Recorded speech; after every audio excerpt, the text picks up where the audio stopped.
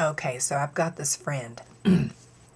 She's from Mississippi, and her dad was a police officer, and she had a family where there was 5 kids, and she was the middle one, and she had 4 brothers, 2 older and 2 younger than her.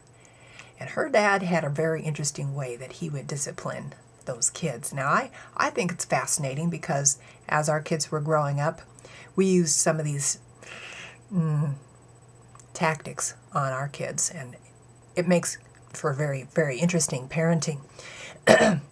My husband and I ended up calling it significant learning opportunities. You present these to your kids, and you save them for when your kid's doing something that you just had it with, where you look at each other and you say, you know, this has got to stop. All right, so you and your husband, or you, if you're a husband, you and your wife, you get together, you put your heads together, and you think of a way to deal with that problem where you just can't wait till they pull your child, till your child pulls that thing again, because you're ready for them. All right, so my friend, her father, had some special things that he did to her brother named Cedric.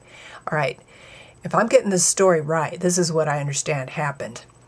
There was a time when Opal was in the kitchen cooking, and she was making pork.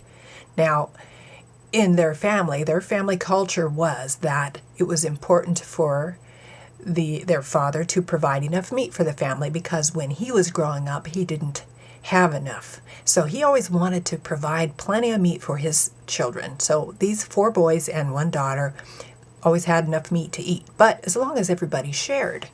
So since Opal was a girl and she spent her fair share of time in the kitchen cooking, she would deal with this particular brother named Cedric, who would try to snitch more than his fair share. Now, Opal's father didn't appreciate his behavior, his streak of selfishness, so he found some interesting ways to get Cedric to be more worried about it than he was.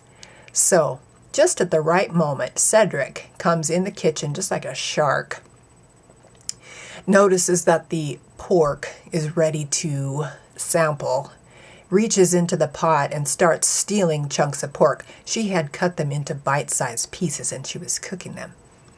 So he pops some into his mouth, he eats it. Opal's getting furious.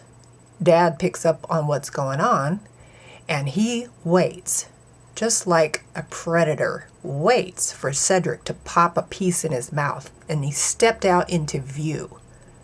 Cedric, open your mouth. There's this piece of pork sitting in there. So Opal says he would always say it the same way. I can see that you like that pork. So here's what I'm going to have you do. I want you to keep that pork in your mouth. Don't chew it. You come right over here and you sit down with me at the table while I read. So her father pulled out the newspaper, started reading the paper. And every so often he would look over at Cedric and say, "Let me see." Cedric would open his mouth. There was the pork sitting in his mouth.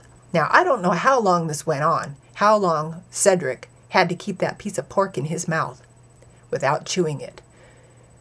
But try to imagine how miserable it would be after a period of time having something like that in your mouth and not being able to chew it. Just sitting there. Ugh. Anyway, her father figured out ways to make those kids more worried about doing the thing that they shouldn't be doing than he was. Of course, if they didn't cooperate with whatever torture he devised, there was always something even worse. We won't talk about that, what that might have been. He was strict, but he was not dangerous or frightening. He was strict. I admire that. There's all kinds of ways that you can think of to torture your kids, where they're more worried about doing that thing that they shouldn't be doing than you are. So you're the parent. You and your husband or wife put your heads together and think of some significant learning opportunities to use on your kids. Do not let them get away with murder. Shame on those little darlings for coming up with all that shenanigans in the first place. Don't let them get away with it. It's not good for them, and it's not good for your family. Put your foot down.